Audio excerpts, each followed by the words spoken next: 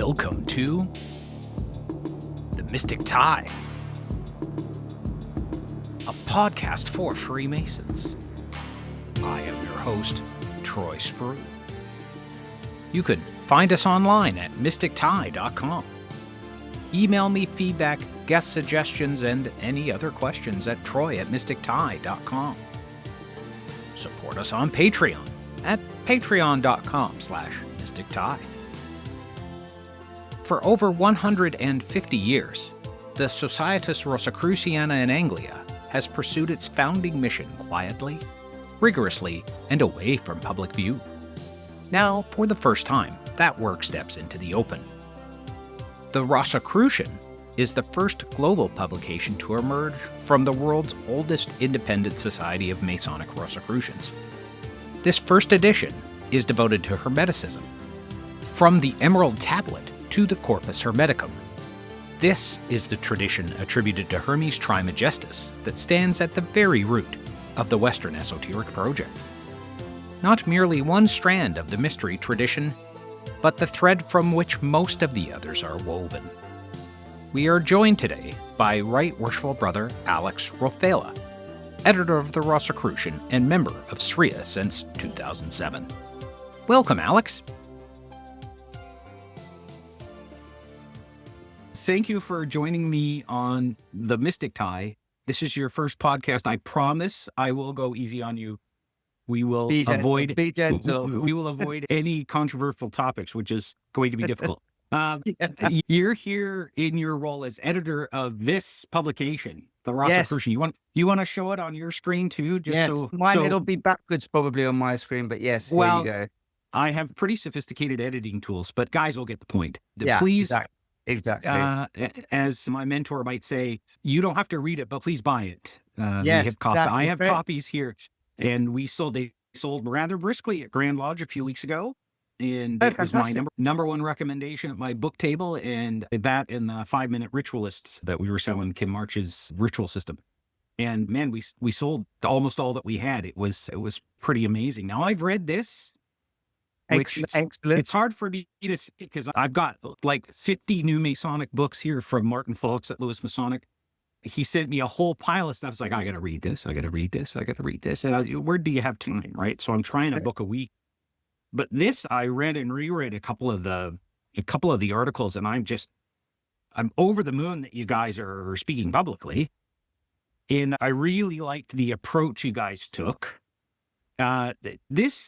Is this a new effort for SRIA? Have you guys done this before, or is this new for you? It's really interesting. So basically in the 19th century, there was a small periodical called the Rosicrucian. And I think it was put out by Woodman. I could be wrong. I'd need to go and check my actual facts, but there was a periodical. And so that died a long time ago. And basically what happened was during COVID, the province of London, there had never been a province of London before 2020, because the way that the society is formed, for those who've never heard of the SRIA, the Societas Rosicruciana in Anglia is the oldest Masonic Rosicrucian society in the world. And it has a very interesting history, lots of very colourful characters. The colourful characters who were who formed the basic Victorian occult revolution, who then went on to form the Golden Dawn. They were all the people who formed the SRIA. I have this little thing that I like to talk to young Freemasons about, that if you trace the magical orders back via the Golden Dawn, that basically the SRIA is the original Hogwarts, because that's where the modern revolution all began. So the SRIA is even in Masonic circles, isn't known that well. And you can be sitting at a Masonic festive board and be having a very deep and interesting conversation with an esoteric leaning Freemason and say, have you heard of the SRIA? And they just stare at you blankly. So when COVID hit, the province of London had been formed literally 3 weeks before we had our first lockdown. And so we decided that, what can we do? I was asked to be the first chief adept of London, which was something I had never even expected or had thought about. And what was very noticeable about the difference between the SRIA and most Masonic lodges is in lockdown, what could most Masonic lodges do? Stuck at home. They did Masonic quiz nights, stuff like that. Whereas because the SRIA is a study-based society covering all the aspects of Rosicrucianism, which pretty much covers every single subject you can think of in the Western mystery tradition, we were still hosting. We have a study group, the Metropolitan Study Group, which has been running for over 100 years. People like Arthur Edward Waite were members of the study group. Rudyard Kipling was also a member of our study group. Our study group meets in the basement of the Atlantis Bookshop, for those of you who know the Atlantis Bookshop in London, and lovely Geraldine and Barley who run it. So we were still having, it was the first time we'd been experimenting with Zoom. Zoom was a very new technology just before, a year or so before lockdown, and we'd been experimenting with that. So we'd already embraced it by the time lockdown happened. We embraced it. So we had the study group. We were regularly having over 150 people tune in from all over the world during lockdown. And then we thought, what else can we do? So we thought, why don't we resurrect the Rosicrucian pamphlets? And there's a little team of very enthusiastic practitioners in London who are members of the society. So we started to, every 3 months, we started to do another little pamphlet. And it was just us, a few of us together. We'd meet once a week. Actually, it was probably the thing I most looked forward to in lockdown was our weekly get together. And we ended up producing pamphlets. And they were just they're quite amateur, but they were brimming with enthusiasm. And suddenly their pamphlets started to, I'd see them appear in strange corners of Facebook and stuff like that. And obviously we'd lit a touch paper. So once we got back into the normality of life, I was approached by the then Secretary General, who said, look, we want the team who put the pamphlet together, we want you to do something similar, but for the whole society. And really it's about, the strategy was for two reasons. One was to find a way to connect with those esoteric Freemasons who are already out there, who have absolutely no idea that we exist, but we are their natural home. The SRIA only takes members from Freemasons recognized by UGLE and associated Grand Lodges. And also there are those members of the public who I would say are dipping their toes into the esoteric waters. And we wanted to design something that was accessible, visually interesting and enticing, wasn't too scholarly. I think the problem that people find when they first delve into this world is they go crazy and start fishing out old books from booksellers and online, and they've got tons and tons of books that they need to read, and then going through these very dense, a lot of original esoteric titles and books, as we all know, are not easy reads. You have to go back and you have to study those things again and again. Yeah. So what we wanted to do was just find something that was accessible. Here we go. This is for somebody who's just beginning that journey, and it's just that thing where you first get that taste and you're just like, oh wow, the veil rents asunder and there's this whole new world ahead of you. Here's something that is easily digestible and accessible. So that was pretty much the idea behind it. Pamphleteering. Sorry? Like pamphleteering. You were producing these you were producing tracts. Yes. Everything old is new again. Did you guys produce new material, or did you repeat? No, it's all new material. Pamphlets. No. It was, we basically thought, let's take the concept of a pamphlet and very much in London, I think because London being the kind of metropolis that it is, the fact that we're very lucky. For example, we have 3 colleges in London, but Metropolitan College, which founded the society, Metropolitan College is bigger than most provinces. And Metropolitan, we have people who fly in all over the world to come to METCOL meetings. There's something when you sit in the chair as celebrant of METCOL, you are sitting in a current and you can feel that current.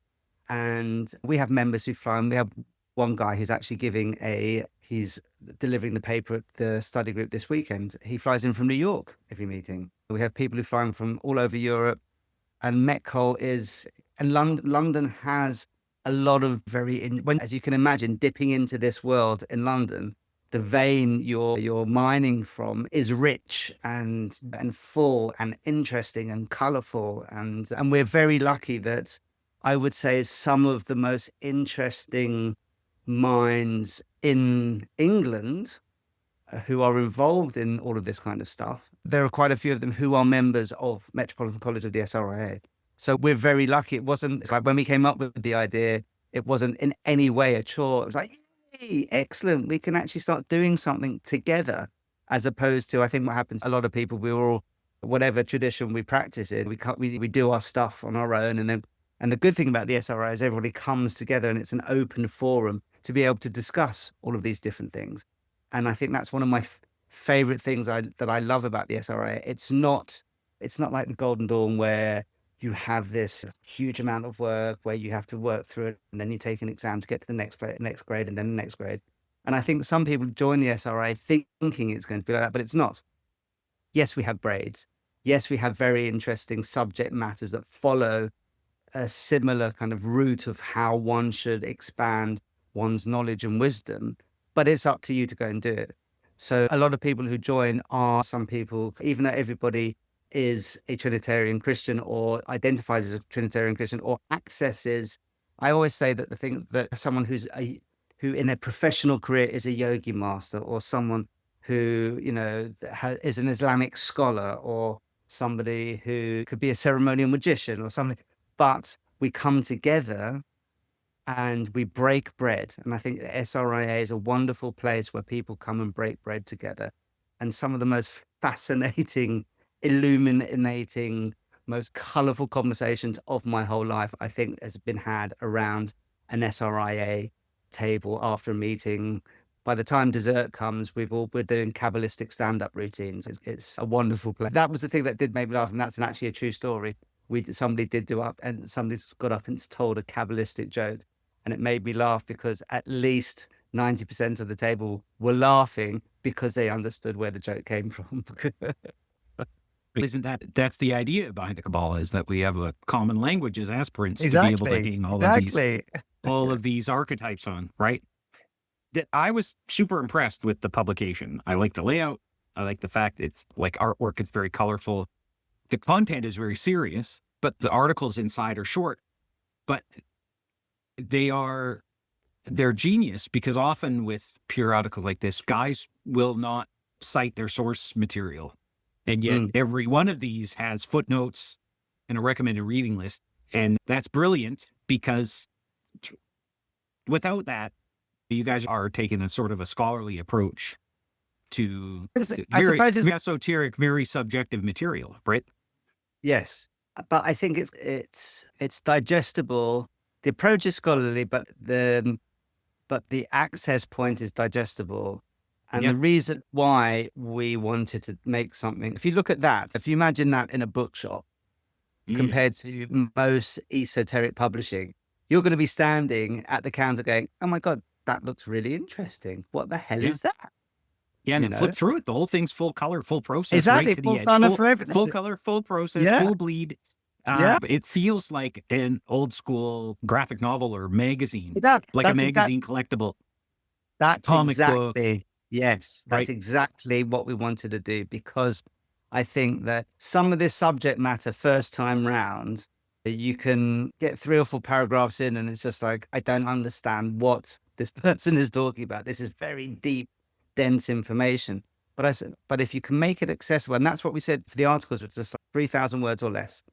These have got to, imagine you're reading an article over a cup of coffee. It's got to have that magazine feel, as in you can go away, you can read an article, and there's enough there that you can digest and at least have a sprinkling of an understanding of the subject matter. If you want to go away, if something piques your interest and you want to go away and study Iamblichus, or you want to go and read the Corpus Hermetica or whatever, that's great. If we've given you that first little taster, then off you go. And I think that's something that you don't find very often. And I think we've managed to create something that can stand out and is standalone. But again, it's like a doorway.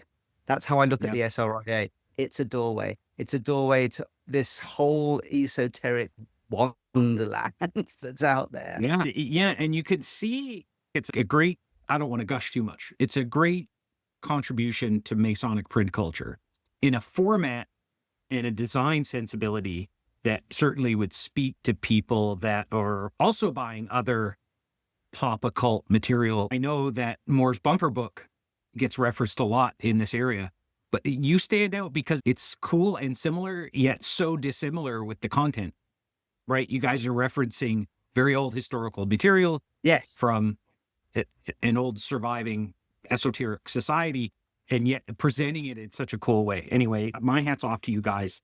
And then, of course, the imprimatur at the end. I just really love that. That was genius. Anyway, yeah, to the listener, please avail yourself to get a copy. Again, you don't have to read it, but get it, put it in your library so that 100 years from now, people rediscover this and can sell it for $300 or $500 in pristine condition. Well, exactly. Or do yourself a favor and buy 3 or 4 copies and lay them up so that you can make some money later. That's what we did with the ones that the soft launch we did so we did a soft launch in the society just to see how it went. And that was just me, the guy who did the design. It was basically him and me. I'm not an editor. Do you want to give him a shout out? You can say his name here. Yes, if he doesn't want it to be named, I can edit it out. Nitesh Bundia, he designed this incredible design. And I worked in media for nearly 37 years. Was in advertising for 20 years. I was in TV and film and stuff like that. So I've spent a long time looking at content and how one creates content, designs content, whether it's a billboard, whether this is still content. I was used to moving content. This is just content that's not moving. Yeah. This is print Masonic print culture, as I was. Exactly. I've always said they would study in a college. So the ones we did, we got a little run of about, I don't know, 100 copies done by it was nowhere near Lewis Masonic at this stage. We did a soft launch at the High Council for the Society in May. There's a High Council every year. There's our sister societies from all over the world come and join us. The SRIS in Scotia, the SRIL, which is Lusitania, which is Portugal, Spain, and Italy, and the SRICF, which is America. It's a wonderful weekend. It's become one of the highlights of my year, actually. And we spend the whole weekend doing workshops and giving presentations. And so we had the Supreme Magas sign 20 copies because also, the ISBN number, we put a fake one on the back because it had to look like that's what it was going to look like. So there will be some super collectibles in 100 years or so that the Supreme Maga side, that it doesn't have the original ISBN number. And that was part of the fun that we thought we'd do last year is let's send out 100 collectibles into the world that no one will realize until we're all, as we say in the UK, pushing up daisies, which means when we're dead and buried. Yes. Excellent idiom. Thank you. Now this is not a one-off, right? This is going to be a periodical. No. Could you tilt your hand a bit and talk about how often, how much, what's the plan? Where's the arc? How's it going? Okay, so I have a little file on my desktop with the prospective articles for edition 2, but we've just had our High Council again in May, which went brilliantly, and there's a lot of high after the High Council, so I've got some more people doing suggestions, and then they will come in at the end of summer. We will then begin the serious editing process again in September, and then hopefully to launch sometime in the beginning of next year. I think we could probably manage one every 8 or 9 months. We originally wanted to try and do 2 a year, but I think for those who have been in the Masonic periodical publication sphere know that it's quite a difficult process to try and people who are amateurs to try and get them to we've had a lot of stuff because yes, we take our membership from Freemasonry, but we are not Freemasons. So there's I get all these lots of lovely Masonic articles turning up on my desk, but just like, sorry guys, this is with the Societas Rosicruciana, you know, the clue is in the title. So it's a lot, and it's quite a Herculean task getting something like this off the ground. We're very lucky. Martin Fawkes from Lewis Masonic is a very good friend. He is also a member of the SRIA, and for us, there couldn't be a better distribution partner than Lewis Masonic. It just doesn't exist. And so it took a while for us to be able to negotiate contracts and get into there. And also the funny thing is, the first edition, once it started to go through the Lewis Masonic quality control, went through about 4 or 5 rounds. And of course, there's all these tiny little mistakes that my non-professional eye didn't pick up. So we've got the template now, and we think maybe 8 or 9 months, everyone. I think if we tried to do it every 6 months, it would become too stressful, and we'd start to think this feels more like a job than something we're doing out of love. So I think about once every 8 or 9 months. And they're selling well. I hope I'm not. They've Amazingly. sold, I think it's surprised everybody. It's surprised everybody. everybody. Yeah. And isn't that wonderful? In the non-Masonic world, occult periodicals, collectibles, it saw a resurgence. And then since the pandemic, it just drifted back into the obscurity and shadows. But it was on the ascendant for 20 years in the early part of the new millennium. And it just grew and grew. It's great to see you guys get response. Are you hoping, here's a technical question, are you hoping to keep editions in print for a while? That'll make them less collectible, but it'll make them more accessible. Yeah. Do you want to, because I'm sure Martin has some say whether he's going to keep. Yeah, the thing is, it's been in the number 1 position at Lewis Masonic for the past 2 months. I don't think anything has knocked the emulation ritual, the ritual book, has ever knocked the emulation ritual book, considering Lewis Masonic and for all the other special interest books that they do, the emulation ritual has just always been there at number 1. And we've knocked it off for 2 months in a row, which has just been unbelievable. The guys at Lewis are just like, this is selling like hotcakes.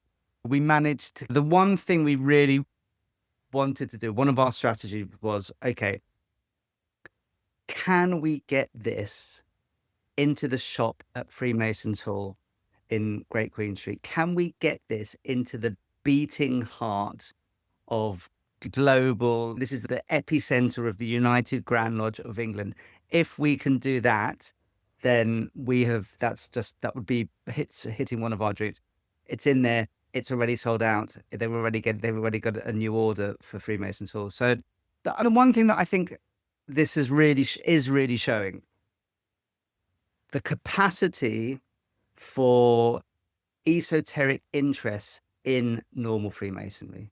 That I think we're at this, as you're doing, this is a podcast for esoteric Freemasons. I think that there's a slight disconnect between, especially a few years ago, which you can imagine how it angered a lot of people. He put out a note saying that there was no hidden esoteric mysteries in anything Freemasonic. Have you guys actually studied Freemasonry? Have you actually esotericism?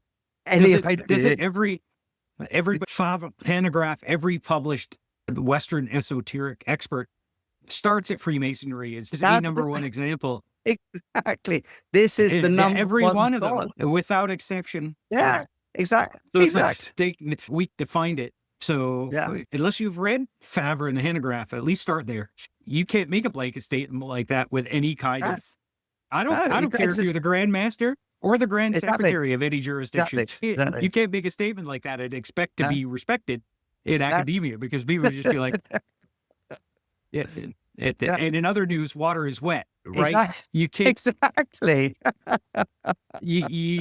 We've seen this sort of anti-esoteric sentiment arise with certain Grand Masters and certain, that we've seen it in Florida, we saw it in Australia, we've seen it at UGLE from time to time, although less so than in other areas. And there's certain corners of esotericism, Western esotericism, I should say, I'm close with Gordan Djurdjevic, who we've had this discussion many times. It's Western esotericism, but many of us believe that it should just be esotericism. And eventually the academic term will just, because it occurs in Eastern philosophies as well. And is there any real difference between Eastern and Western? And historically, yes. But anyway, lots of argument there. But we see this arise from time to time in Freemasonry.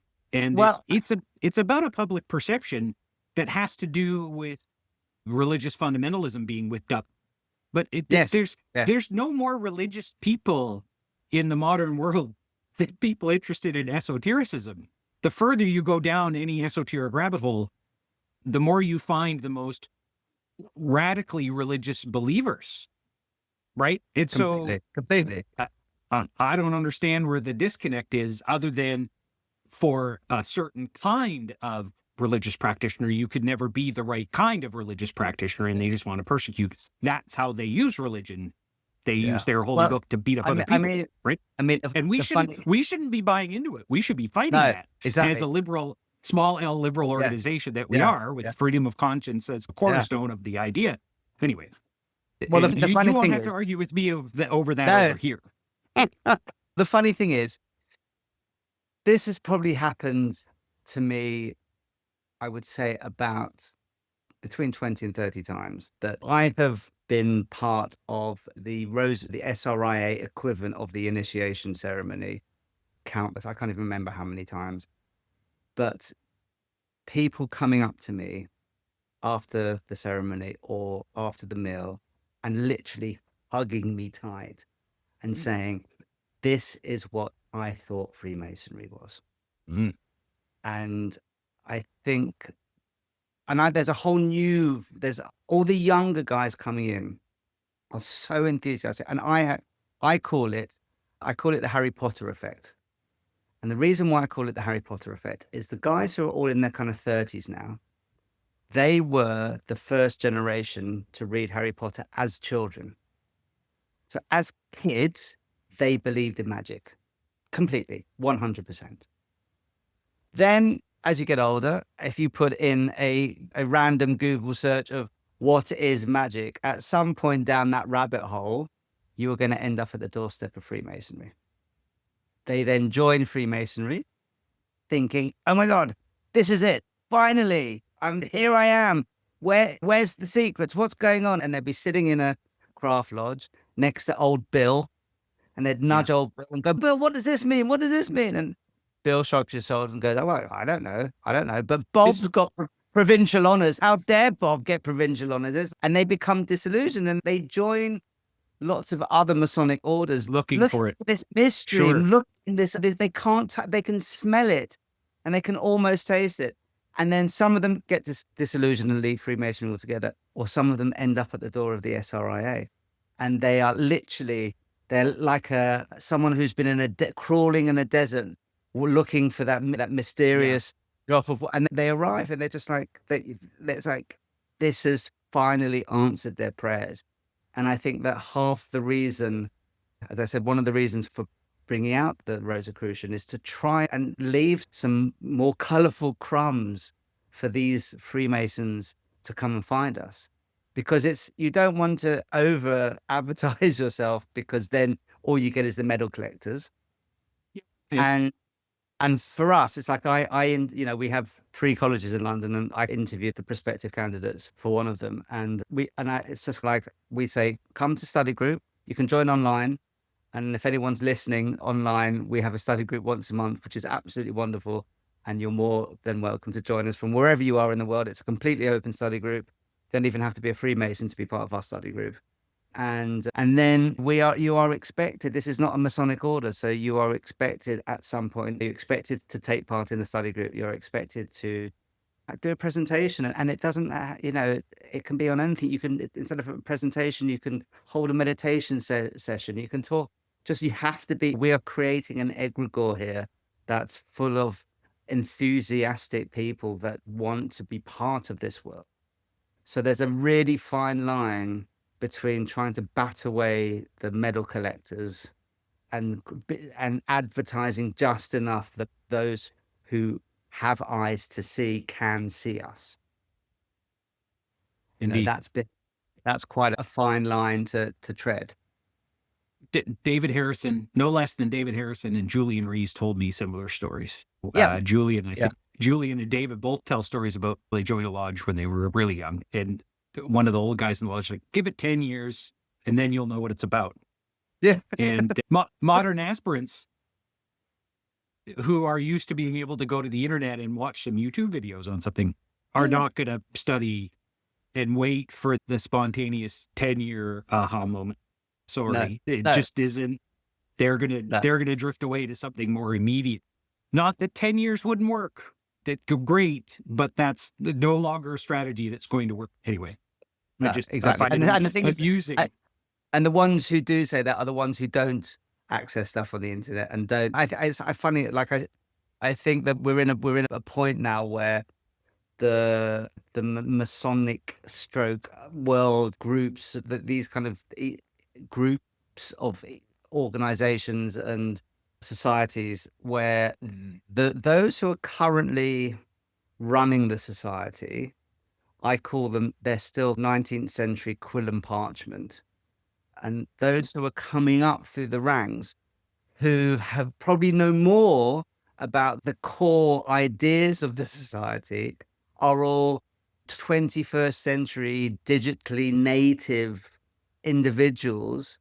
And I think that there are these little internal battles, not just across lots of different organizations, where the old guard is going to have to let go and let the new guard come through, because the new world is very different from the one where these societies were set up. These societies are still being run by those kinds of people, but I see these young guys coming up now who are they are bundles of vibrating, electric, kind of energetic, enthusiastic, knowledgeable, and not just knowledgeable, but I think they have more wisdom about them than a lot of the older guys, because I think we mentioned this earlier when we were chatting, that a lot of I think that I've always found about some of these guys, that the older ones can confuse knowledge with wisdom.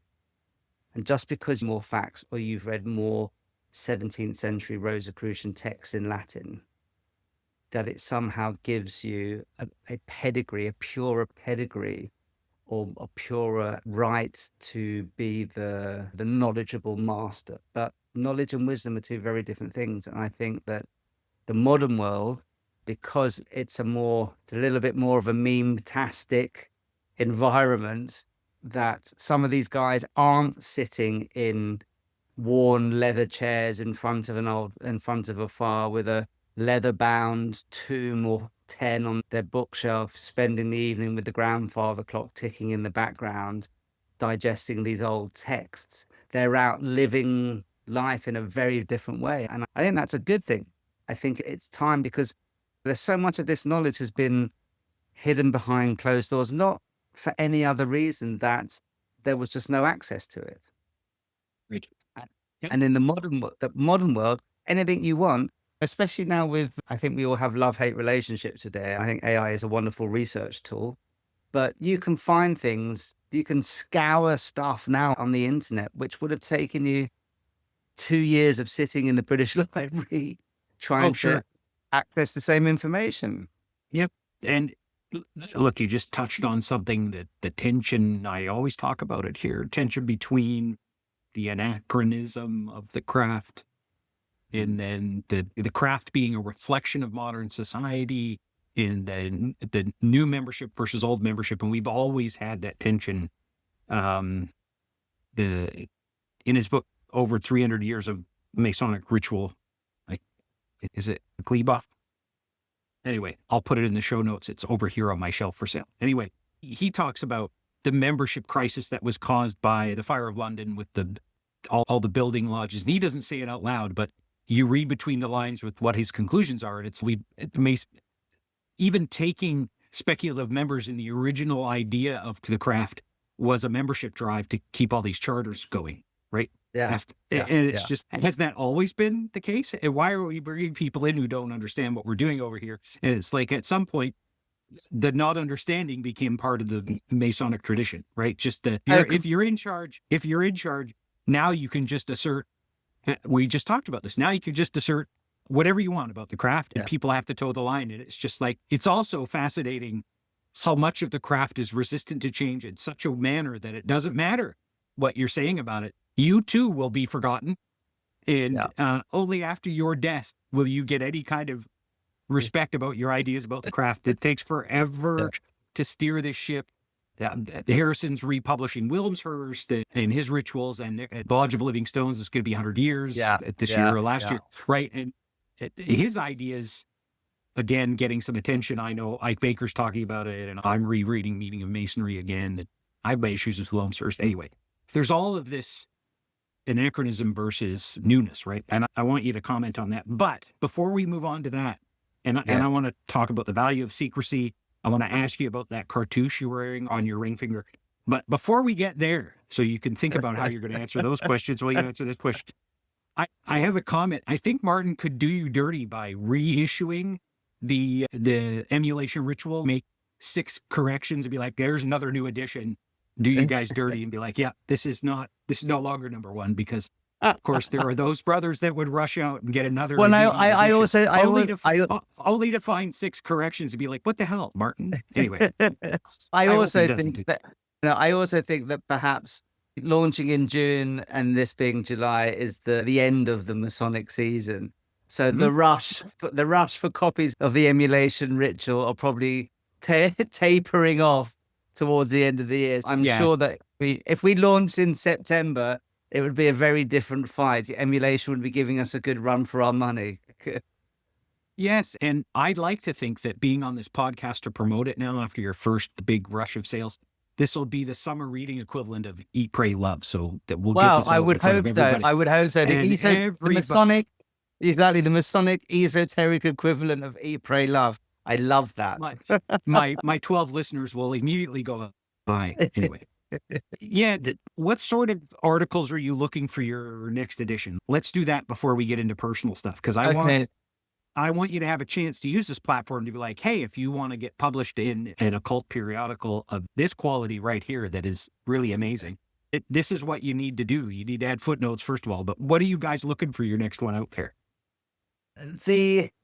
Let me just quickly read out the kind of mission statement of the society, because it's quite an interesting one. Sure. The aim of the founders was to afford mutual aid and encouragement in working out the great problems of life and in searching out the secrets of nature, to facilitate the study of the system of philosophy founded upon the Kabbalah and the doctrines of Hermes Trismegistus, which was inculcated by the original Fratres Rosicrucis of Germany AD 1450, and to investigate the meaning and symbolism of all now that remains of the wisdom, art, and literature of the ancient world, which I think is a pretty damn good mission statement for any. It's really nice, isn't it? Beautiful. How concise. They would have spent some time thinking about that, I would imagine. Yeah, exactly.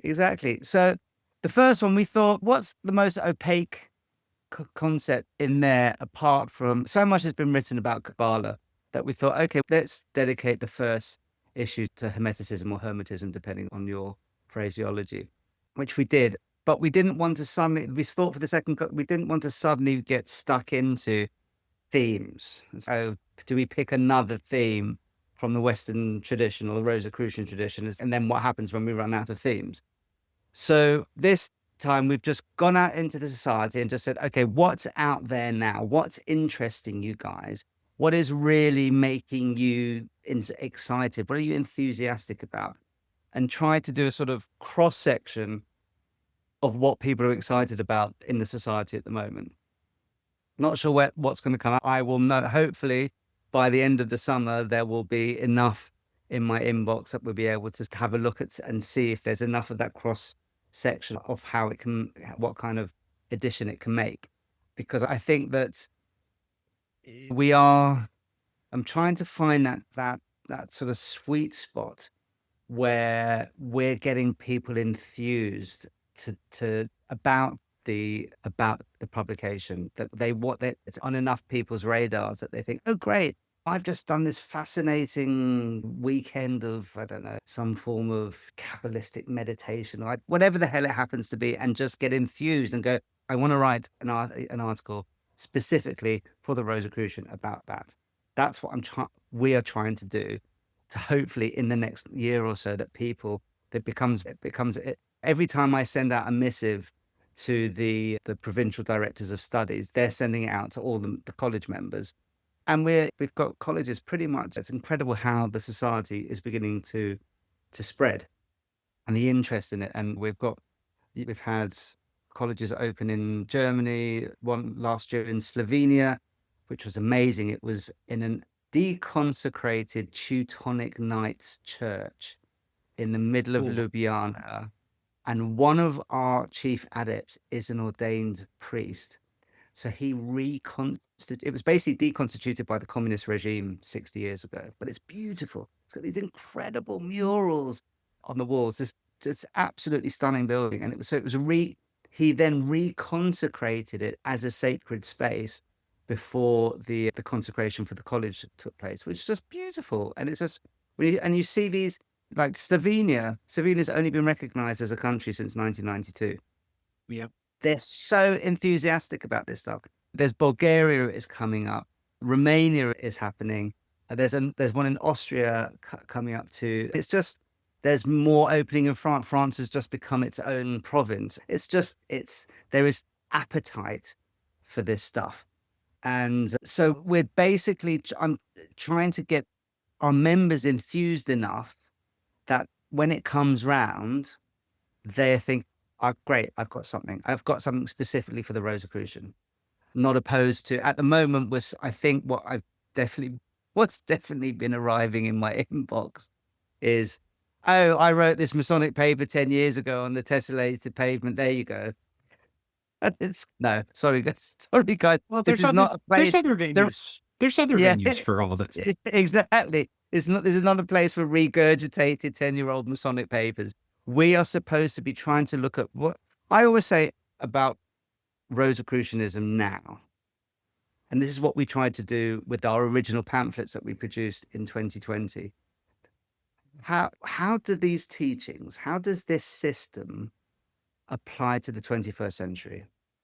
Yes, it's great when we're in a beautiful college environment, at a beautiful old temple hidden underneath the buildings in London, but how does this help when you are stuck in traffic, or when you're negotiating with your electricity company, or you're interacting with people on social media, or you're trying to just get by in the modern world? How can these teachings help? And I think that the reason why there's so much, that there's the difference between the difference between the Western mystery camp and the more Eastern philosophical camp is, I genuinely think that historically, because of, as we all know, people like Giordano Bruno being burnt at the stake, bless his cotton socks, there was so much of this was driven underground because of religious zealots, because of, let's not name specific institutions, but I'm half Egyptian. I have spent a lot of time in the ancient temples of Egypt, and you stand in front of these incredible monuments that are far older. I think we have the current timelines of Egypt slightly off, to be honest with you, but there's lots of archaeological arguments to and for all of this. But you stand there and you can feel it and you think, yeah, this is where that stuff began. The Magi of the East, whatever you want to call it. You can see the current going from Egypt through Roman Greece, out into parts of Europe, and then with the Renaissance and I've spent a lot of time. I'm currently in Spain at the moment. I'm in Andalusia. That period, Al-Andalus, when most of Spain was an Islamic country for 1,000 years, which a lot of people don't know that. But it was the only time in history where there has been harmony between the Muslims and the Jews and the Christians. This is Kabbalah's greatest moment, was in Toledo in Islamic Spain. And all this stuff came up through the peninsula of Spain and then out into Europe, with the Renaissance happening from the other side, from Italy. But there was so much that it was like taking, those fire blankets that you just put over a fire and it just snuffs everything out. I think that's what happened with the currents in the West. It was snuffed out and it had to go underground. People using the religious instinct for political ends. Yeah, exactly. Which is, I believe, the purpose of Freemasonry is to combat the tribal instinct, to use the spiritual instinct for political ends. And that's why we exist. And when we see collapse of membership, we see the rise of not friendly to spiritual practitioners. Anyway, we don't want to talk about politics here. But no, we don't. You're pointing out an interesting part of Spanish history, because the Kabbalah and the Tarot and Rosicrucianism, and I believe one could trace all of our tradition back to the unifying, not unifying, but to the more open and liberal times that existed. Yes, completely. Anyway. Christian Rosenkreuz was supposed to have studied in Fez and came through Spain. But it's like that, and then up into Germany. That's how knowledge went. Because you've got to remember, so much of those the original alchemical tracts, they were all translated from Arabic into that. Whilst Europe was still scrabbling around in the dirt of the Middle Ages, in the Arabic world, poetry, philosophy, astrology, medicine, beauty, art, these things were flourishing. If any listener here wants to have their mind blown, is go to the Alhambra in Granada once in your life, and go to Egypt once in your life. If you are in any way attuned to this kind of stuff, you have to go to those places, and your heart will sing, because those energetic currents still exist there. I had a mind-blowing experience. This is a bit of a story. So my father was Coptic Egyptian. Coptic is the original form of Christianity before the Catholic Church came along. Very different relationship between God, yourself, and God.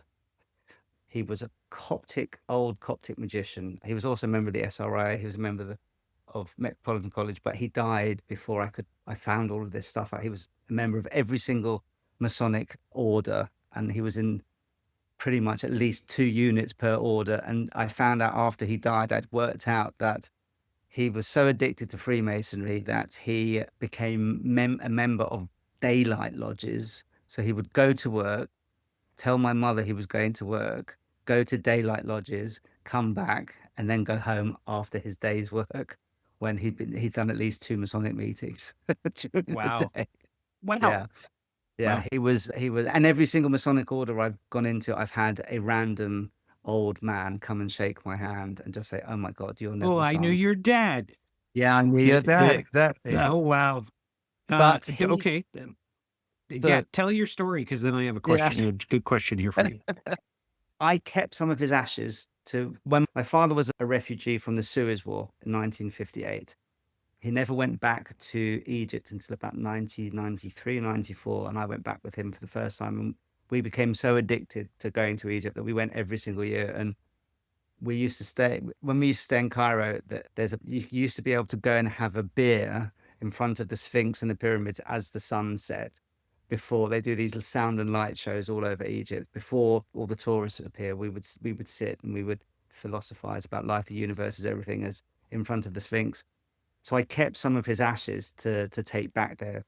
And I ended up doing a job in Egypt for about a month. And on the last day, I ran to the pyramids. It was closing at the time. I was the last person of the day. I was literally banging on the door. I had 5 minutes, and for the last ticket, I got the last ticket, went into the Pyramid of Cheops. The guards were leaving. They're like, there's no doors to the pyramids. It's not like they lock up for the day. I went into the King's Chamber. I've been into the King's Chamber maybe, I don't know, 8 or 9 times before that, but it was always full of tourists. And as I went into the pyramid, the guards were coming out, and I ended up being on my own there for about 4 or 5 hours. It's an incredible experience. And there's also, for the Freemasons watching, you have the Queen's Chamber and the King's Chamber, about 150 meters underneath the pyramid, in direct proportion to the apex of the pyramid. There is called the unfinished chamber. It's very hard to get to. And I think 30 years ago, you used to be able to bribe the guards a little backsheesh, and you could go down it, and it was a little tunnel. It's not for the claustrophobic, with 5, 8, 10,000-year-old dust falling in your eyes. But you came out into, the only way I can describe it is, imagine a rough ashlar turned outside in. So it was like walking into, the walls were like a rough ashlar, and the whole of the pyramid is literally laser cut. It's one of the most incredible buildings. If anyone hasn't been in it, you have to go and visit the pyramid. But it's the traditions where you think about, if you think about the Royal Arch, you think about going into the crypt, you think about Royal and Select. There's the stuff when you're going underneath the descent into the darkness, the subterranean chamber. Yeah, but this subterranean chamber, and it's remarkable. You've got the mighty edifice of the pyramid is above you, and you're in the subterranean chamber. Remarkable. That's where I actually wanted to leave my dad's ashes, but I couldn't get access to it. Oh. So I went up to the King's Chamber, and basically the King's Chamber is full of hundreds of chattering tourists, thousands probably in a day. We've got absolutely no respect for the place, absolutely no idea. So I thought I would do a little cleansing ritual. I did an LBRP, a lesser banishing ritual of the pentagram, to cleanse the space. And then I just thought, if you consider about the apex, and what I thought, I'll do a little middle pillar exercise to try and connect myself to that. And it was absolutely remarkable. As I started to utter the words, the chamber started to reverberate and multiply the vibration.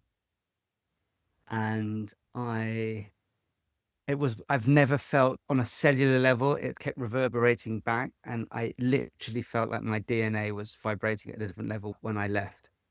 That night I had really vivid dreams of Magi chanting inside, ancient Magi chanting inside the King's Chamber. So I went home and I did some research, and there have been a lot of sound engineers that have done research into the acoustics of it. And it's a perfect 2-to-1 ratio and it basically, it amplifies vibration.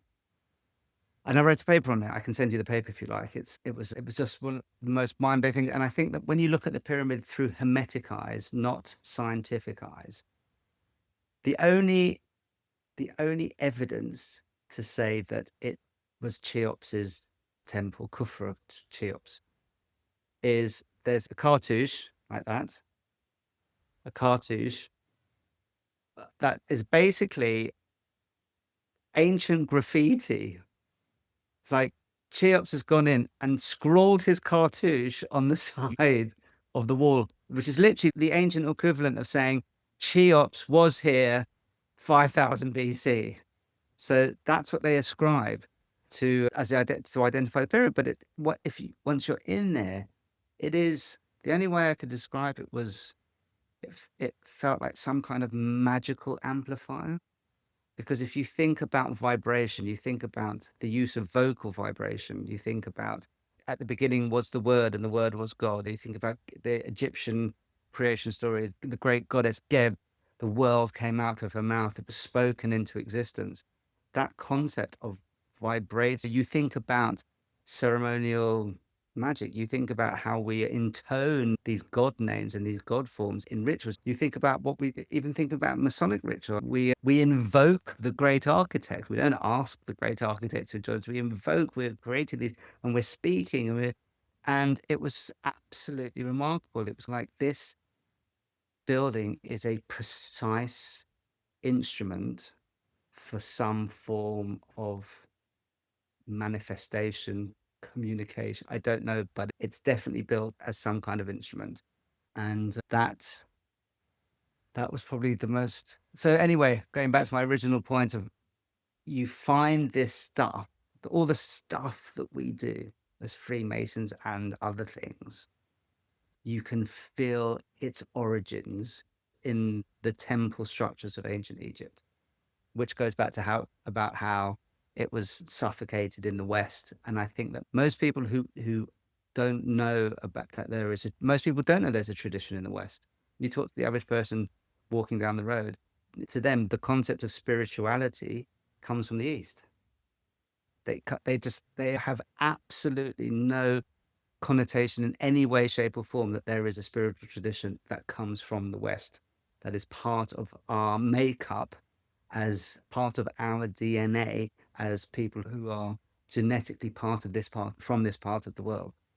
Which I find that, as we say, Masonry, if you look at the difference between continental Masonry and English Masonry, I think that the SRIA fulfills a role in the English Masonic journey that automatically gets fulfilled in continental Freemasonry. I think that at some point in the history, as we were talking about, Grand Masters, somewhere along the journey, the heart and beating soul of English Freemasonry was ripped out and discarded.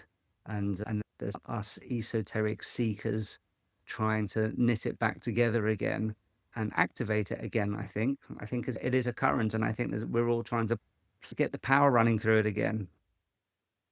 We're going in 6 different directions here now, and I want to drill down on this particular thing because I talk about this tension a lot. I don't think it was Freemasonry that stole its own beating heart. I just think Western society, as it disenchanted everything through the scientific method to improve health and lifestyle and quality of life for billions and billions of people, for good or ill, right? I think that's a net positive. But in so doing, the pendulum swung into the scientific method.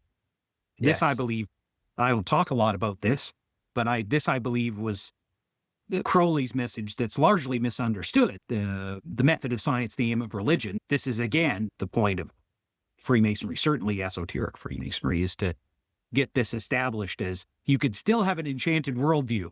Go deal with your fellow man and the world outside with a rationalist, positivist attitude.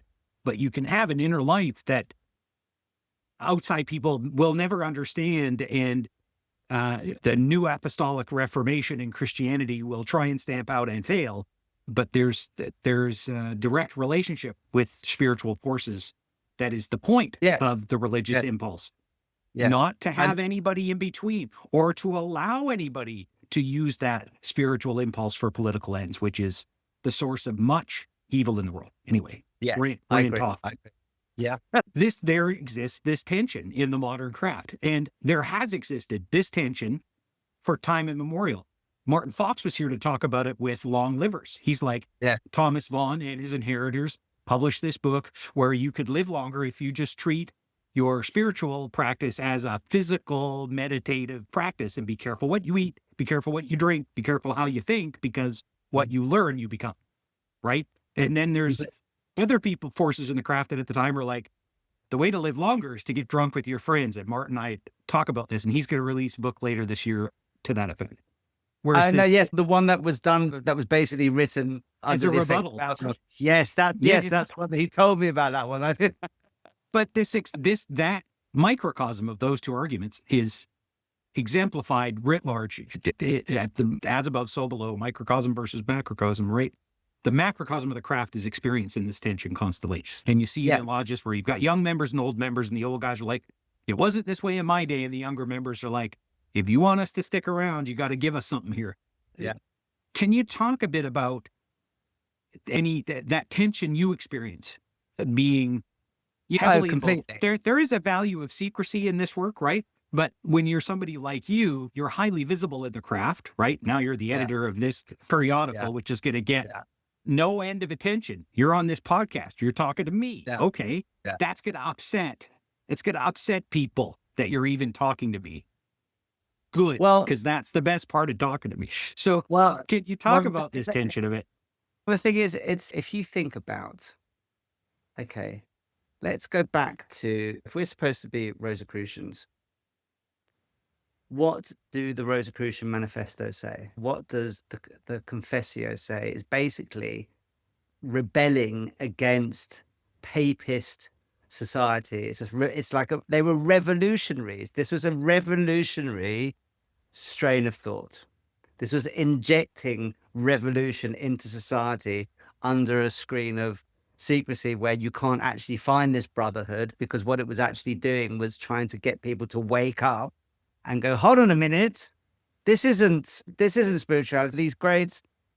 These churches are dripping in gold and men dressed as women, and it's if you think about the power of what there's no we are supposed to be revolutionaries. If you think about the early Masonic journey through England and France, think about the people who signed the Declaration of Independence. How many were Freemasons? It's like we are supposed to be on the revolutionary current in society. We are supposed to be questioning things. We are supposed to be which that's it. As a Rosicrucian, you are supposed to heal the sick and for gratis. So what does that mean? I always think about, I talk to people about allegorical stories, and you say, what's an allegorical story that we all know? Let's go back to the Bible. Jesus making the blind see, raising the dead, feeding the 5,000, turning water into wine. What is that? It's about raising consciousness. That's what we're supposed to be. We're supposed to be questioning people. If we can make one person go, oh, I didn't think of that, then we've done our jobs. We are supposed to be, that concept of polishing your soul and polishing your ashlar, that's daily work. And if questioning the status quo, if trying to move the concept of the evolution of man's spiritual place in this great divine structure of the universe means that we're going to ruffle a few feathers. Hey, let's ruffle a few feathers. Most of the feathers that I've ruffled over the years, I'm not standing on the soapbox. I'm not poking my finger in your face. I'm just having a conversation with you. And if the conversation means that you don't feel safe enough to step outside of the confines of the construct that you have created for yourself, that's fine. Carry on. Live in your construct. Enjoy. Call dominoes. Watch the TV. Drink Coca-Cola. That's great. You want to do that. Believe what you read in the newspapers. Believe what you're on the television. That's absolutely fine. You do that, but I'm not. I'd rather be off talking. It's like a very good friend of mine calls the study group that the Metcol study group, the Metropolitan study group, because it's open to anyone. Anyone can come. So our friends of mine come, my partner comes, and she calls us. She says, I love it. She said, her nickname for us is the Rebel Wizard Alliance. Because that's what we're doing. We're constantly questioning. And I would rather be having a conversation with someone about the fundamental questions of human existence than going to the pub and talking about mortgage rates, what new car somebody bought, and how their marriage is collapsing. It's like, when do you turn around and say, that the white noise of society is meaningless and pointless, and it's created to keep us distracted? I would rather sit at home reading the pile of books that I have, which is getting bigger and bigger every week, than spend meaningless time inside society. Because and if the feathers that we all ruffle are for people who are championing what society tells them, great, as far as I'm concerned. I think that's our job, and I think that's what has always been our job. And we were once revolutionaries with swords in our hands on the backs of our steeds, trying to forge a new way of thinking for mankind. Let's keep on doing it. As I said, Merlin, the great English wizard, is probably still alive, but he's probably driving a 1986 Aston Martin Volante convertible in British Racing Green, but he's still around. All those archetypes are still there, and we have to keep fighting. Maybe he was Sir Thomas Vaughan. Yeah. and Maybe. Elias Ashmole. And Elias Ashmore. So think about it. And would he have been John Dee or would he have been Edward Kelly? I think he'd be more the Kelly character than the Dee character. That's the Merlin I want to meet. Is the high on DMT. It's funny. It's funny how far we've ranged, and we should originally started talking about Masonic print culture. I'm interviewing Rick Berman tomorrow, no less.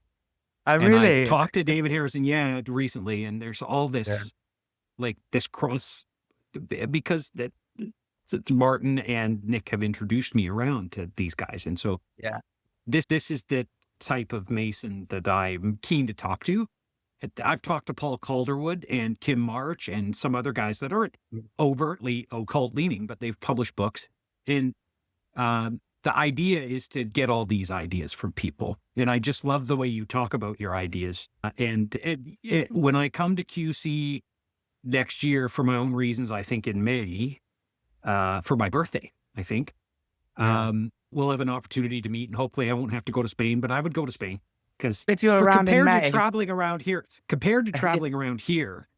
probably Spain, easier to get.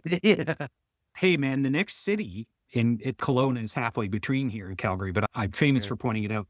Calgary's a 9-hour drive from where I'm standing.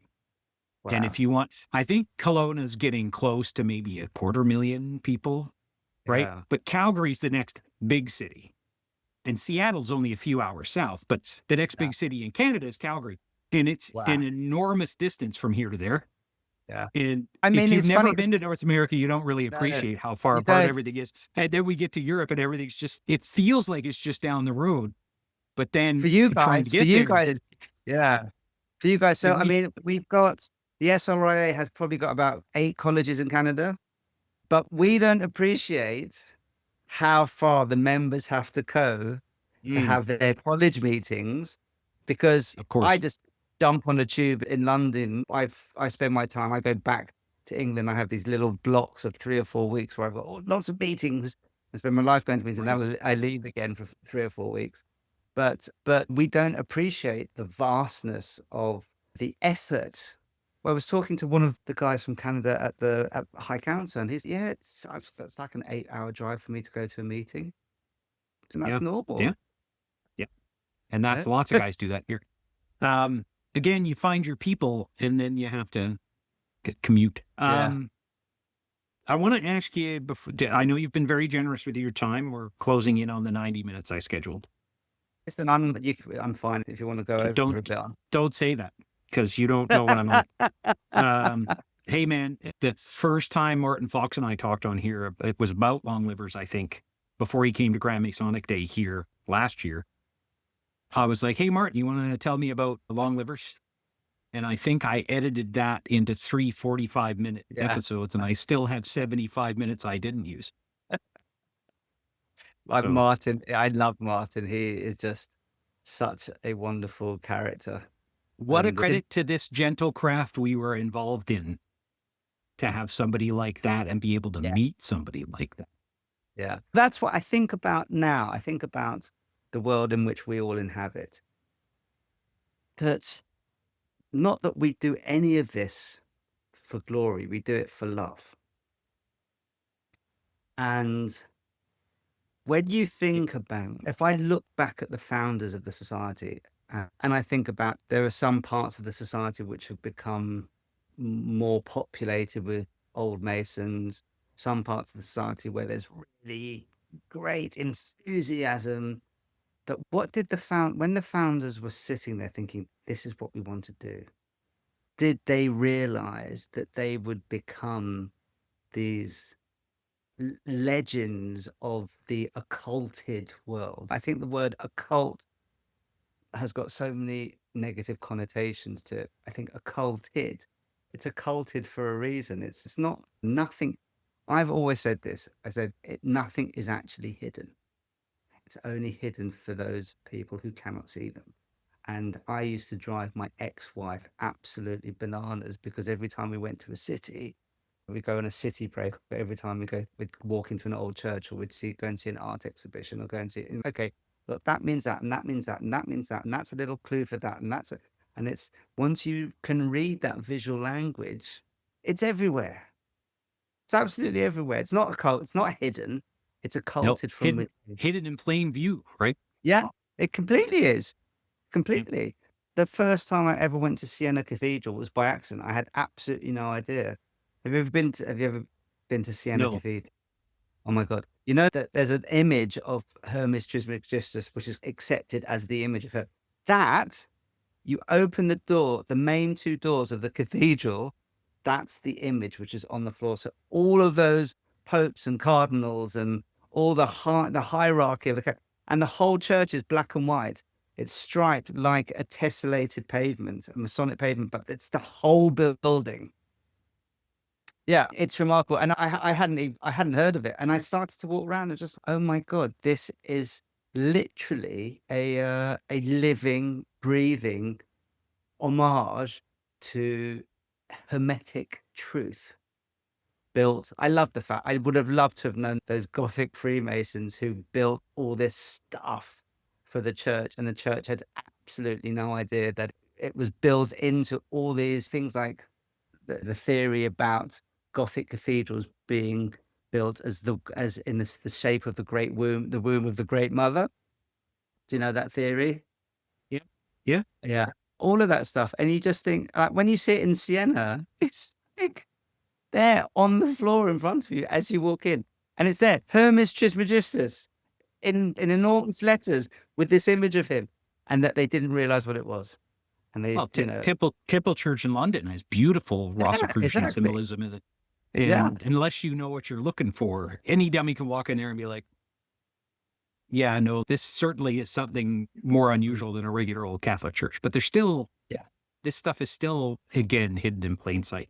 But since you brought it up, do you want to talk about the value of secrecy and why we need it? Like, it's too late for me. It's kind of too late for you, but the value of secrecy for the rank and file aspirant.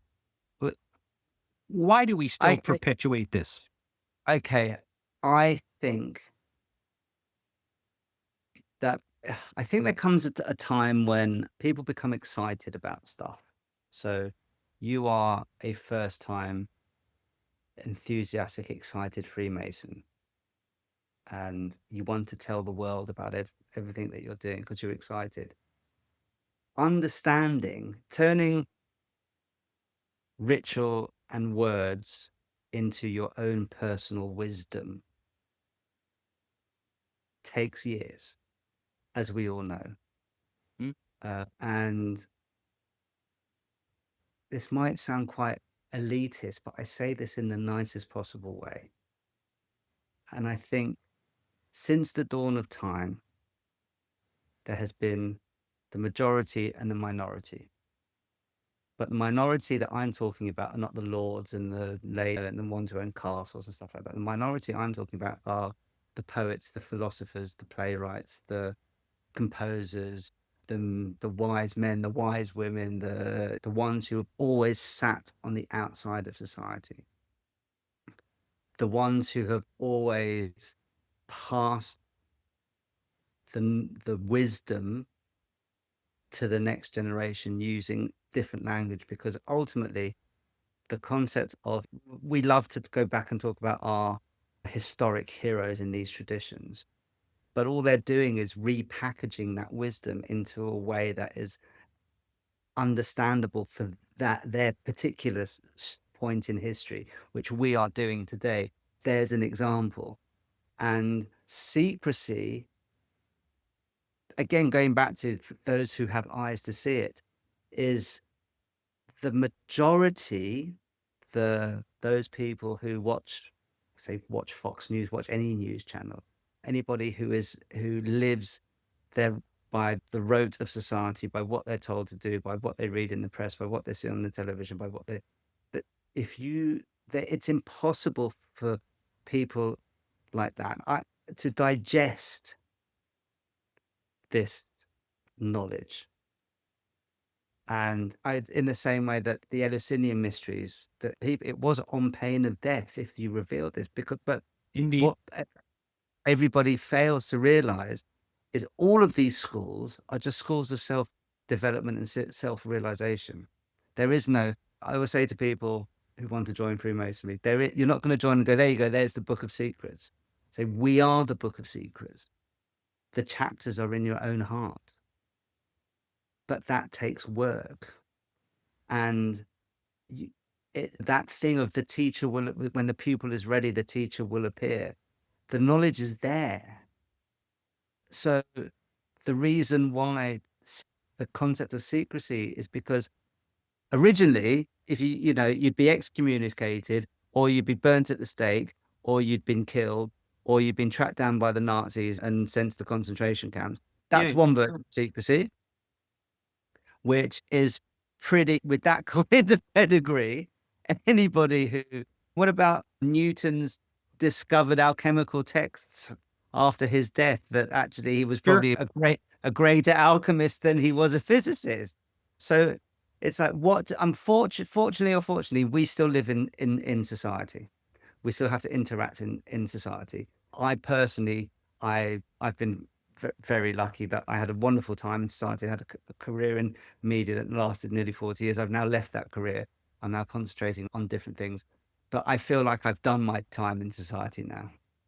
I feel like, great, thank you. I had a wonderful time. I have a beaten old leather suitcase full of wonderful memories, but now I'm out of here. I'm going to go and talk to the birds, or hug a tree, or sit by the beach, or whatever. I think that, but for somebody who's still existing within society, if you try and explain these things to people, they will think you're nuts, which is why the amount of times, what I love about an SRIA table with 20 people sitting around it, 30 people sitting around it, just watching that enthusiastic discussion. What I love when we have our High Council weekend on the Friday night, you walk into the bar and there must be 60 people all going like this with their arms, and the level of conversation is so high. They've got an environment by which they can have a conversation, and somebody isn't looking like they're a complete lunatic. So I think there is secrecy for that matter. Is you can go off being very enthusiastic and start telling people things. Oh my God, this is great. But people, how many times you have conversations with people and you can just see their eyes glaze over? So I think for people who are younger coming in, secrecy serves a reason. It serves a way for them to still exist within society and learn to cultivate their own practices, because it's all an individual journey. Yes, we are all aspects of the divine. And yes, we all have life in itself. We're all atoms swirling in this great atomic soup, and we're all interconnected, and all of life is interconnected. But if you want to have a job, try and get a promotion, get married, have kids, live a normal life in inverted commas within society's rules and regulations, and you want to study this stuff, best to keep it hush hush, because otherwise you get accused of being an absolute lunatic when you're not. You're trying to tell people the truth of life, and they don't want to hear it, because they want to know that the diet that they're being fed by society is reality and it's the truth. Because they're great. What you have to do is, I haven't watched news for years. It's just spoon feeding fear into people's mouths. So anything outside of that, look what's happening now. Look at the division in the world, the othering. Yep. If anybody is an other, they need to be shamed, and they need to be beaten, and they need to be. So this level secrecy is a way to keep you functioning as a normal member of society, and you can go underneath your bushel and do some nice stuff with people who think like you. But when you get on the tube to go to work on a Monday morning, and you're having a coffee, or you're having your water cooler moment with Bob from accounts, he's not going to understand what the hell you were doing over the weekend, is he? So I think that secrecy forms a functional part. And I also want to say something which has just popped into my head. For those people who always go on about Freemasonry is male, there's no women, it's all male, it's male this, it's male that. Lots of people don't realize that the guardians, the forerunners of the feminist movement, were the suffragettes, the women suffragettes in England. Half of them were Freemasons, women Freemasons. I have a friend of mine. She was initiated into. There's two orders of women's Freemasonry in England: the OWF and the HFAF. She was initiated into the HFAF, and I do a little talk on what is Freemasonry that I've given to a few lodges. And I gave the what is Freemasonry talk. I was sat next to Christine Chapman, the then Grand Master of the HFAF, and I said to her, I said, "Come on, Christine." I said, "I'm a youngish Freemason. I'm a modern Freemason. We all understand about the balance between the male energies and the female energies and all the work that we do. What do you think about men and women meeting together?" And she slammed her knife and fork down. And she pointed at me and she went, "We cook your food, we wash your clothes, we bear your children. Do you really think we want you lot in here with us?" Carried on eating, which I thought was a wonderful way to say, no way do we want men and women meeting together. We want our own thing, thanks. Exactly. We'll keep to ourselves. Yeah. I think that's fair. I've had a number of female Freemasons on the podcast, and we have a number that come to from different traditions that come to the Esotericism and Freemasonry conference. We'll invite you in future years to come and speak, and we'll definitely have your publication on the book table this year. I want to touch on something you touched on, and then I want to ask you about that cartouche, and then I want to ask you about what's coming up next for you. So you mentioned that the work you do, that doesn't matter what society you join, the real work you're going to do is all going to be on your own or with a mentor maybe, but all the real work is done internally on yourself. And I don't think popularizers of an esoteric worldview are terrible at expressing that to people. You could have a different way of approaching your philosophy and your cosmology and your ontology all you want.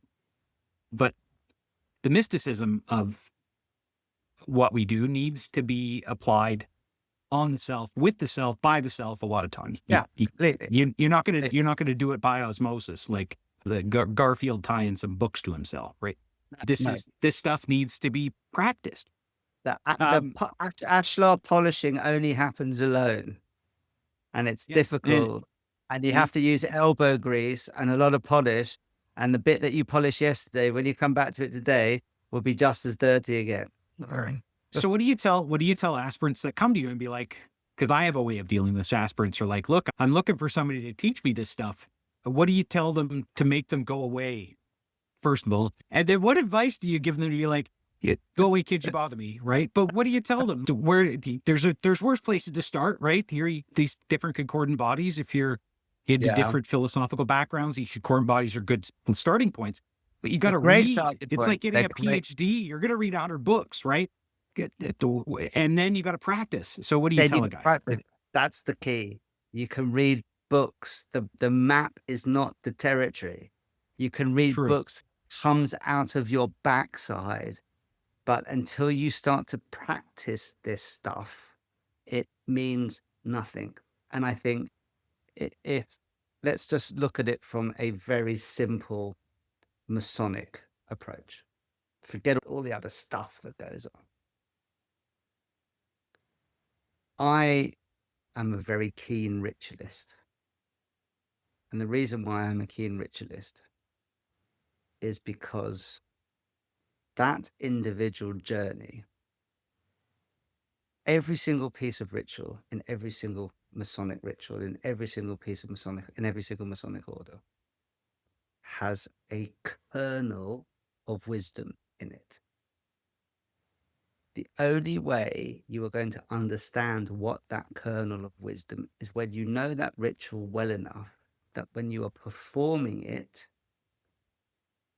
you become, there is a current that comes through you, and you are somehow delivering the wisdom of that kernel, of that ritual to the candidate. Not by reading it, not by half learning it, so you don't actually know what you're saying. Your iambic pentameter, your delivery, your this stuff is there for a reason. And there are pieces of ritual that I must have performed hundreds of times. Every time that I perform a piece of ritual, I will make sure that I know it perfectly, because as I'm doing it in the moment, because let's face it, the only thing that exists is the now. And that's not some kind of new age, the power of now stuff.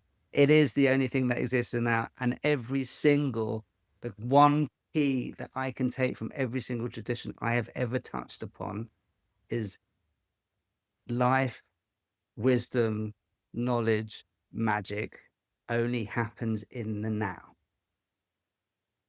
So when you're performing that piece of ritual, you have to know it well enough that you're not thinking about it. And that's when the magic comes through. So you're a young aspiring Freemason. When you deliver your first ever working tools, you need to know what those working tools mean. You need to understand what those working tools mean on the cell. You need to do the actions, because there are certain actions that help people understand the 24-inch gauge. How do you lay the 24-inch gauge? How do you then place using those props to also deliver the meaning? So that's practice. But yes, you can have I have a journaling practice, I have a meditation practice, I use tarot. Tarot is the one thing I absolutely love, that I've really connected with over the years. I've tried lots of different things, but I found my own little system. But Masonically, it's understanding what the ritual is, it's performing the ritual, it's that daily advancement in Masonic knowledge is not daily advancement in Masonic knowledge. It's daily advancement in being in the present moment and knowing and engaging in that current of life. When you're walking down the road, it's noticing the birds singing. It's noticing the wind rustling in the trees. It's being present in the moment. That is part of practice. That's possibly, out of every single tradition, the most common theme is just be present, be aware. Alex, that was excellent advice to a new aspirant. Tell me what's up next for you. You want to talk a bit about, I know you were talking about your dad and being in Egypt. Do you want to talk about the cartouche you wear? Because it's since the Golden Dawn and since the Egyptian revival, there's been lots of people wear cartouches. You want to talk about your cartouche? That is my cartouche. It's Iskander, Alexander, that's my name. And that is my ankh. My father gave me both of these over 30 years ago. And considering he then passed to the Grand Lodge above in December 2002, I wear them because he is part of me and I am part of him. And the journey that I am on, we are doing it together. He would be so over the moon of where and what I'm doing with the SRIA, because I think the thing to do in life is just do good work. And if someone comes on and go, oh, you've been doing some good work, would you like to try and do some good work over here? That's when I see these ridiculous people. I can't stand Masonic politics. It's one of the things that drives me absolutely bananas, because it's these people who have absolutely no power in the outside world, who crave power Masonically. And it's like, guys, it's like when you get schisms in esoteric societies, it's guys, our egos should be of such a level that we should be wandering around in loincloths, making bread for each other. It's like it's the antithesis of what we are and what we do. That what's happening in the SRIA, I think my father would love. My father, the year that he died, he was diagnosed with lung cancer and brain cancer. The treatment he was having on his mind, he started to lose his mind. But he was convinced he had to write a paper to deliver it at the Metropolitan Study Group, the same study group that I'm now running. That we used to meet in this beautiful building called Stanfield Hall in Hampstead. The society got rid of it a few years ago. I think it was an absolute tragedy. But when I was a teenager, I used to drink in the pubs in Hampstead where the hall was, and I used to stagger home a bit drunk. And there was a little plaque, that's brass plaque that said SRIA. And I was convinced that behind those doors you would find the Ark of the Covenant, all those secrets. Yeah. And so my dad, he just became obsessed with this paper in his last year, and he went to printers, and he had about 60 copies printed out, and he would just carry them in see-through carrier bags. And my mum and I lost him one day. It was just like, because he lost track of time. And he sat on the steps of Stanfield Hall holding the 60 copies of his paper that he thought he was going to deliver to the SRIA. And we eventually found him and picked him up. And his paper was on the Tempest. And oh God, what's the main character in the Tempest? The one who goes mad? Prospero. Yeah, Prospero. John Dee, who would have been known to William Shakespeare. There's a whole other story of who Shakespeare was, which is another reason Indeed. I have to have this off-camera conversation with you, to invite you to a very special place.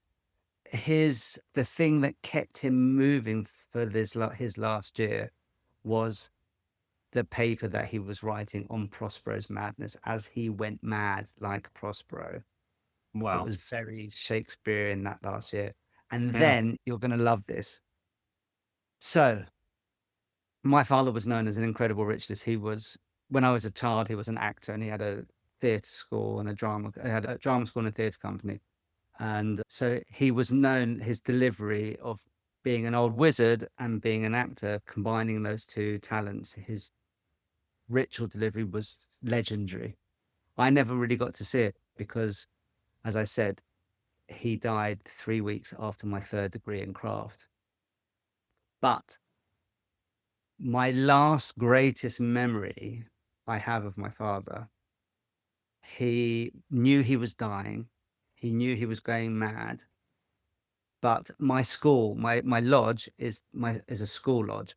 It's the oldest schools lodge in the world. It's Chumley Lodge, 1731 for Highgate School. And the worshipful master at the time I went to school with, he was in my year at school. So he allowed my dad to do the traditional history for the 3rd degree. My dad was only 55. He's the same age that I am now when he died. Wow. And he looked about 80, like he had the cancer had ravaged, and the treatment was so awful, had ravaged him. And he had a stick, and he hobbled up to the front. And he did this remarkable thing. He was like this old little man, and he threw his stick down, and he suddenly just grew in stature. And he performed the traditional history, and it was his last moment as a father, as an actor, and as a Freemason. And he delivered it. You could hear a pin drop in the lodge room. And he finished. And then he became the little old man who hobbled back to his seat. And then he died 3 weeks later. Yes. And that is I still what well a story. up thinking about it. Yeah. And that is the greatest memory I have of my father. If people say, what is the greatest memory you have? That was it. He delivered it to me. It was his last present to me as a father. That's a beautiful story. I never got to sit in lodge with my dad.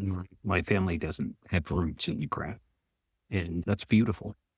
You showed me your ankh earlier. I'll edit this out if you find it inappropriate, but I often deliver a piece of magic at the end of my presentations where I give people an image of that ankh. And I say to people, mend me the shoe that I might walk. That many people don't understand that to the Egyptians, that's a sandal strap. And the difference between living and not living is movement. These Egyptian gods were going. They move. They are active.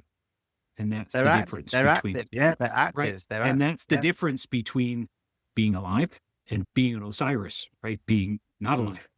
And I will deliver this little piece and that little quote, and then I'll say to people, anytime you ever see that symbol from now on, you are going to remember me saying these words, and you are now changed. I have now changed the world in this one small way. Every time you see that symbol that you may not have understood before, you understood it means life or whatever, but you will never forget those words that I uttered just now.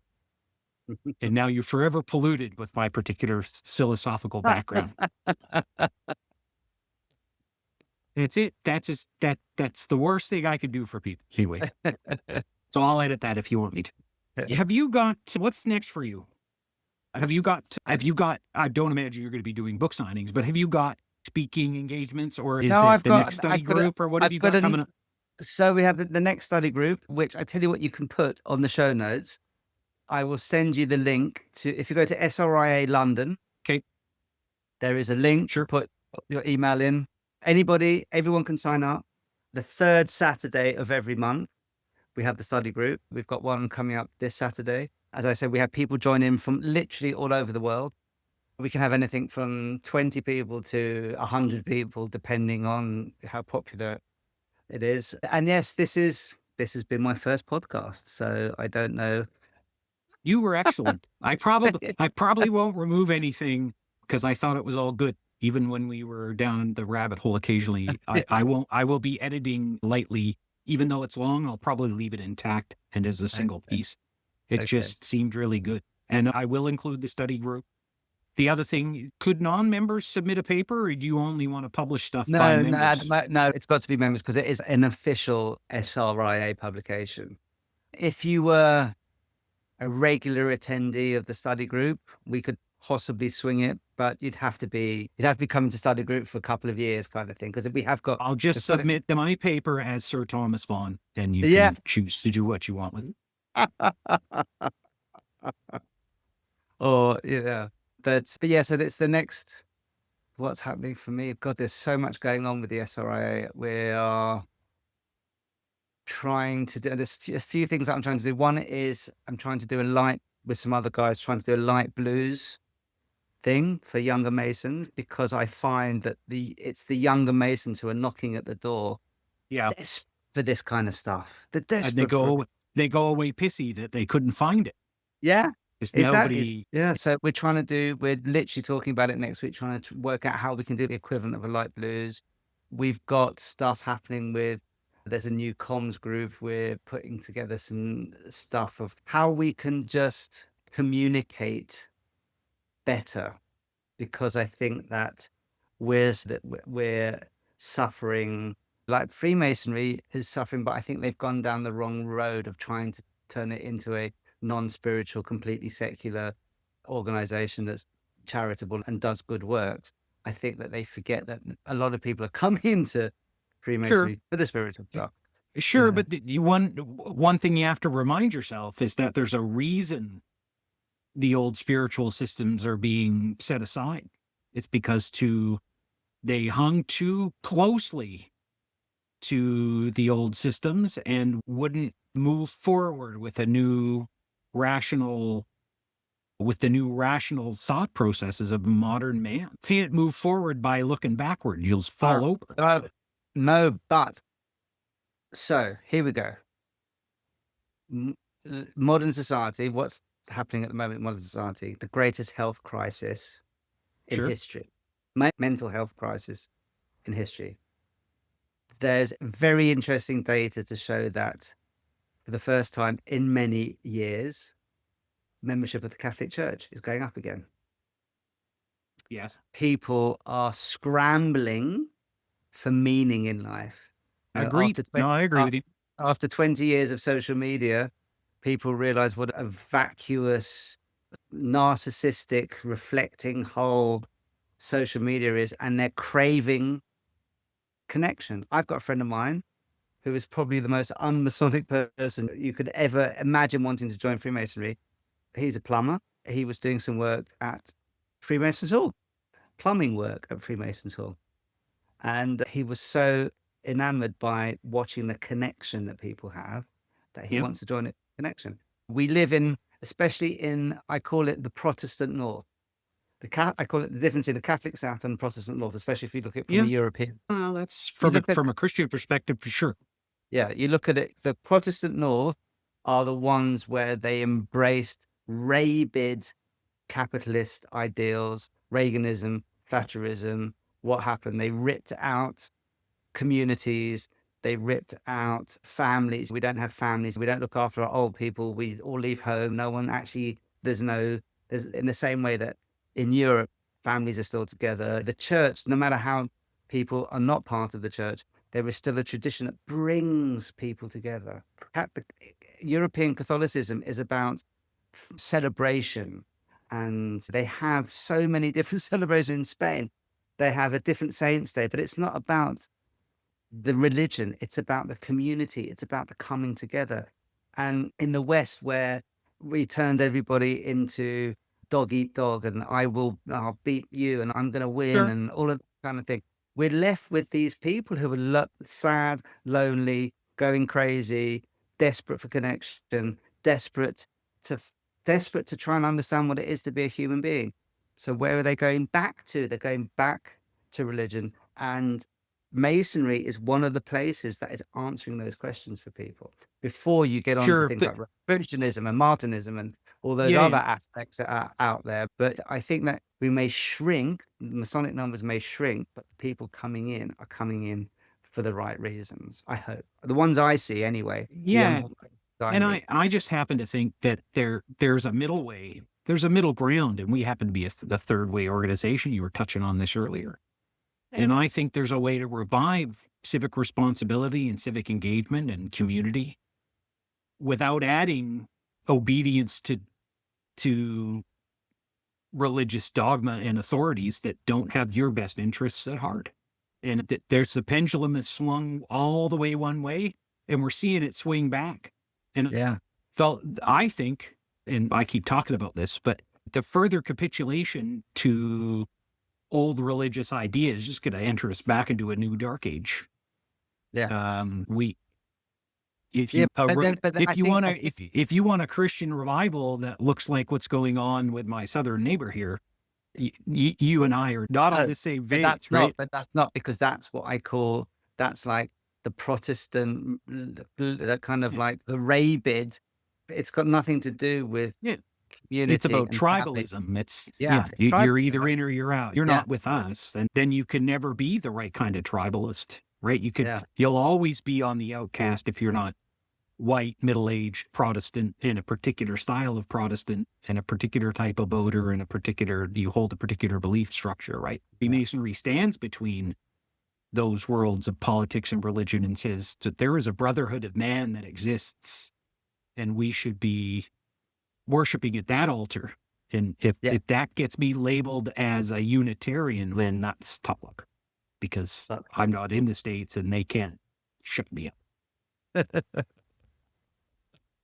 Brilliant. Anyway, Love it. Love yeah, it. thanks so much. This was a great conversation. Okay, we are now, when did we start? 11 o'clock. We're now 2.5 hours. Yeah. All right. Thank you so much, Alex. I hope you enjoy Spain.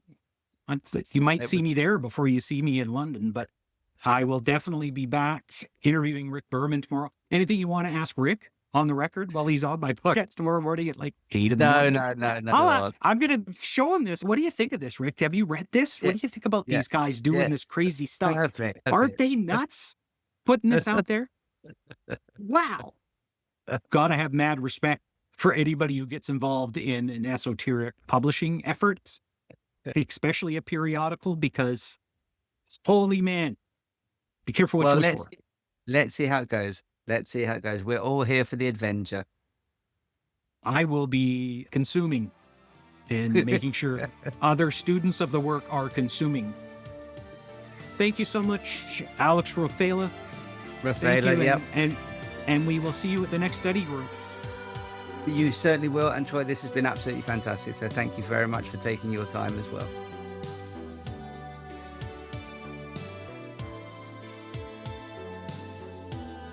Thanks for listening today. You could support the show by liking, sharing, and subscribing on your favorite podcast syndicator. Even more helpful, leave us a review. We are looking to create a directory of free Masonic events and publications. If you are aware of something coming up, please let me know by email. In the meantime, check out the Masonic Conferences website at masonicconferences.com. Esotericism and Freemasonry Conference will be held on Saturday, September 19th, 2026. Our keynote speaker will be Brother Lon Maladuquette, author of The Tarot Architect. Brothers Ike Baker, Doug Russell, Dago Rodriguez, and Joseph Wages are all slated to present. Get your tickets at esotericmasonry.com. For other events, check out our calendar at mystictie.com. And don't forget to sign up for our newsletter while you are there. Graphics and web hosting are by RWBro Creative. A special thanks to Organist for our theme music. Happy to meet, sorry to part, and happy to meet again.